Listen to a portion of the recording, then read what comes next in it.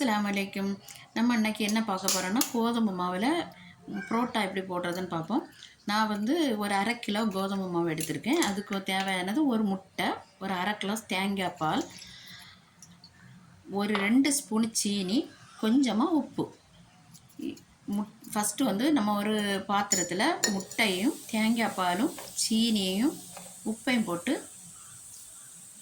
நல்லா கலக்கிடணும். ஃபஸ்ட்டு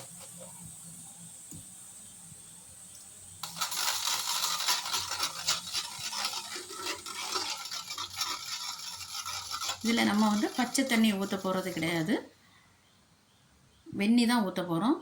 இப்போ வந்து கோதுமை மாவை அந்த அடிச்சுட்டு அது முட்டையெல்லாம் அடித்து வச்சுருக்கோம்ல, அதில் இந்த கோதுமை மாவை தூக்கி தட்டிட்டு கொஞ்சமாக எண்ணெய் ஊற்றி, தேங்காய் எண்ணெய் தான் நான் யூஸ் பண்ணுறேன், தேங்காய் எண்ணெய் நான் ஊற்றிக்கிறேன். உங்களுக்கு என்ன எண்ணெய் வேணுமோ அதை ஊற்றிவிடுங்க.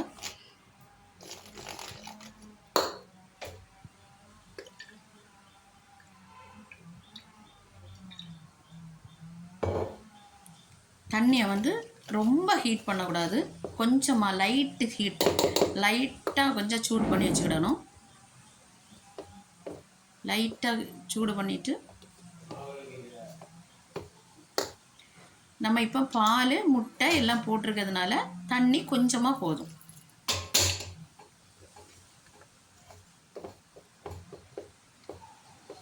அந்த லைட்டு சூடு இருக்கிறதுனால நம்ம கையால் வரும்போது கை சூடும். அதனால் நம்ம கொஞ்சம் அந்த விஸ்க் வச்சு கொஞ்சம் நம்ம அதை வந்து கிண்டி விட்டுட்டு அதுக்கப்புறமா கையால் நல்லா விரவி நல்லா சாஃப்டாக மாவு விரவி வச்சுட்டு அதுக்கு மேலே கொஞ்சமாக தேங்காய் எண்ணெய் ஊற்றி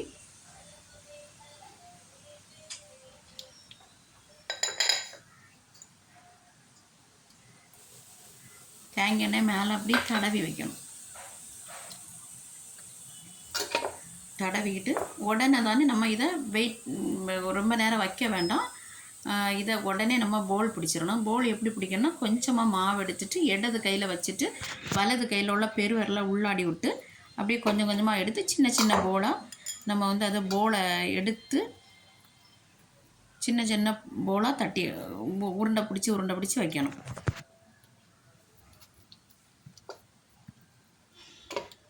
இப்போ எல்லா போலையும் நான் பிடிச்சிட்டேன். இப்போ அது வந்து நம்ம ஒட்டாமல் இருக்கிறதுக்கு கொஞ்சமாக எண்ணெய் ஊற்றி கொஞ்சம் வந்து அந்த கோதுமை மாவில் கொஞ்சமாக எடுத்து அதில் போட்டு அப்படி அந்த நம்ம பிடிச்சி வச்சுருக்க போலையெல்லாம் அதில்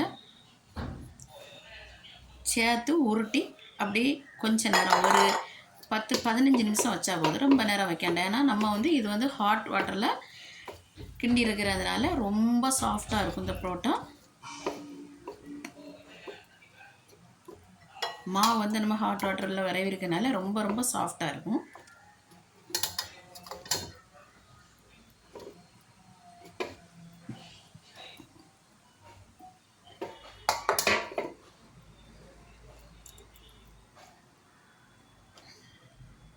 இப்போ அப்படியே நம்ம மூடி போட்டு ஒரு 15 நிமிஷம் வச்சுட்டு அப்புறமா எடுத்து நம்ம அதை வீசணும். நம்ம கோதுமை மாவில் வீச வராது, ஆனால் நம்ம இந்த மெத்தடில் நீங்கள் மாவு விரவினீங்கன்னா சூப்பராக வீச வரும். பார்த்தீங்களா? நம்ம வீசும்போது இடது கையில் உள்ள பெருவிரலை அடியில் கொடுத்துட்டு 4 விரல் மட்டும் மேலே வச்சுட்டு வலது கையை ஃபுல்லாகவே அதே மெத்தடில் இடது கை வச்சுருக்க ஆப்போசிட்டாக நம்ம வலது கையை அந்த சைடு வைக்கணும். வச்சுட்டு நம்ம தூக்கி இப்படி அடித்தோன்னா நல்லா அழகாக உங்களுக்கு வீச வரும். அப்புறம் அப்படியே ரோல் பண்ணி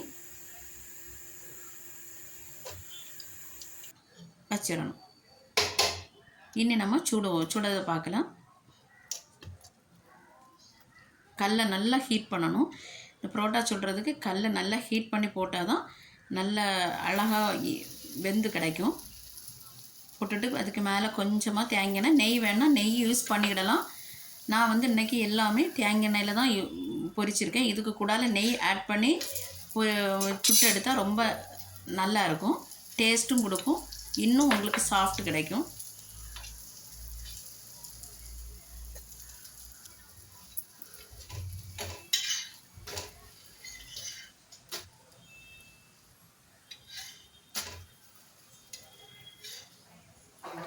புரோட்டா ஒன்று நம்ம போட்டுட்டு அப்படியே போடக்கூடாது கல்லில். அது அப்பப்போ கொஞ்சம் லைட்டாக எண்ணெய் அதுக்கு மேலே ஸ்ப்ரெட் பண்ணிவிட்டு அப்படியே கிறக்கி விட்டு சுட்டால் தான் அது கொஞ்சம் உள்ளாடி நல்லா வேகும். ஃபஸ்ட்டு நல்லா ஹீட் பண்ண கூட புரோட்டா போடணும். அப்புறம் கொஞ்சம் சிம்மில் வச்சு அதை கிறக்கி சுட்டு எடுக்கணும்.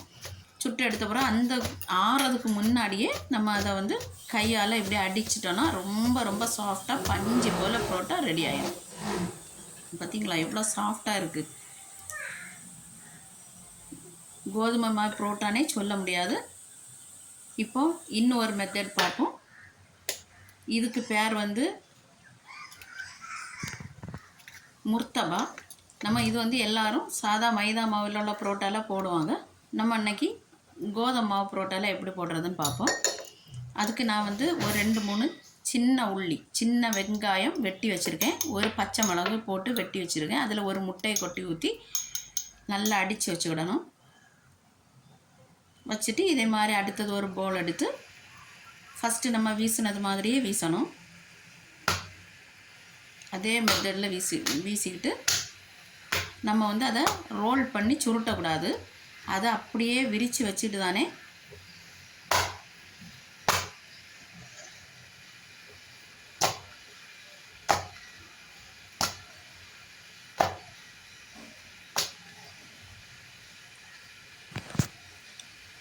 இதுக்கு நடுவில் நம்ம அந்த முட்டை மிக்ஸ் பண்ணி வச்சுருக்கோம்ல, அதை எடுத்து அதை நடுவில் வச்சுட்டு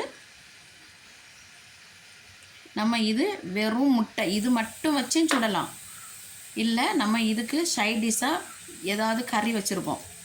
அந்த கறி அதாவது நான் இன்றைக்கி பீஃப் கறி வச்சுருக்கேன். அந்த பீஃபில் கொஞ்சம் எடுத்து நடுவில் போட்டிருக்கேன். இது இன்னும் ரொம்ப டேஸ்ட்டாக இருக்கும்.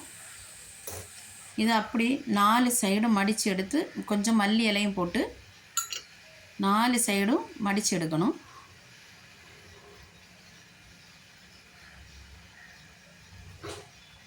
பார்த்தீங்களா? இதை மாதிரி அழகாக மடித்து அப்படியே தூக்கி கல்லில் போட்டால் வரும்.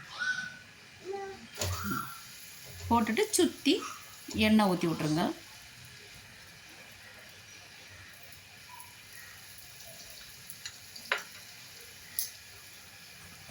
கோதுமை மாவில் முர்த்தபாயும் போட்டாச்சு. ரொம்ப டேஸ்ட்டாக இருக்கும். நீங்கள் ட்ரை பண்ணி பாருங்கள், மிஸ் பண்ணிடாதீங்க. கண்டிப்பாக இது நல்ல டேஸ்ட்டாக இருக்கும். நீங்கள் ஒன்று இதே மெத்தடில் நீங்கள் போட்டிங்கன்னா உங்களுக்கு இந்த புரோட்டா ரொம்ப சாஃப்டாகவும் வரும், ரொம்ப டேஸ்ட்டாகவும் இருக்கும்.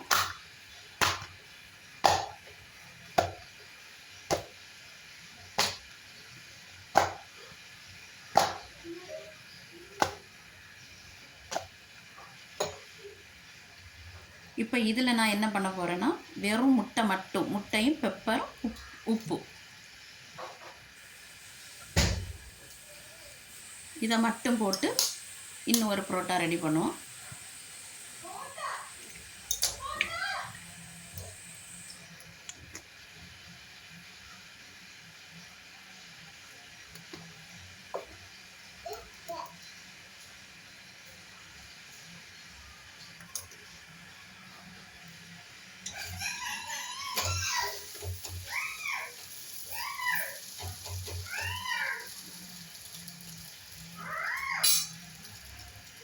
நம்ம மைதாவில் புரோட்டா போட்டு சாப்பிட்றத விட நம்ம கோதுமை மாவில் போட்டோன்னா இன்னும் நமக்கு உடம்புக்கு ரொம்ப நல்லது.